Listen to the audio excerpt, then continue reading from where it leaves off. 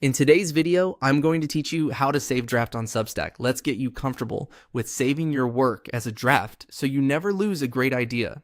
Start on your Substack dashboard and head to the posts area.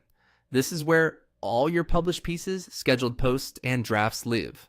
Opening posts gives you a clear view of your writing pipeline and is the best place to start when you're creating something new. Next, click the Create button and choose Article. This opens the Substack editor in a clean, distraction-free view. You'll see space for a title at the top and the body of your post below. Go ahead and start typing. Add a working title, a few lines of text, or even just a placeholder sentence.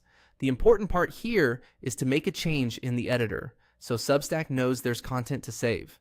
As soon as you begin typing, look to the top right of the editor. Substack automatically saves your work for you.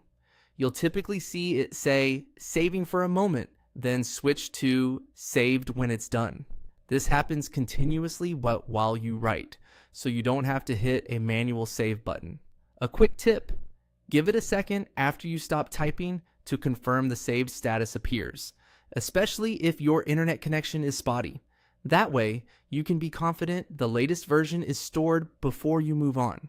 When you're ready to leave the editor and check your draft, use the back arrow at the top left of the page.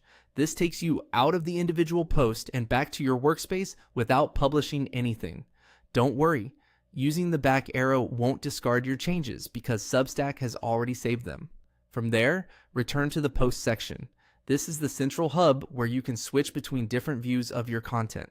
To find your draft specifically, open the Drafts tab. You'll see your saved piece listed there, usually with the most recently edited draft at the top. Each entry shows the title or the first line you wrote and the last edited time, which makes it easy to identify.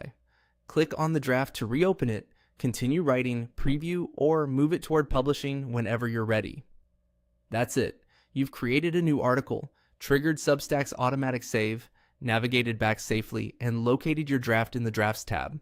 Keep an eye on the saved indicator while you work, and use the drafts view anytime you want to pick up where you left off.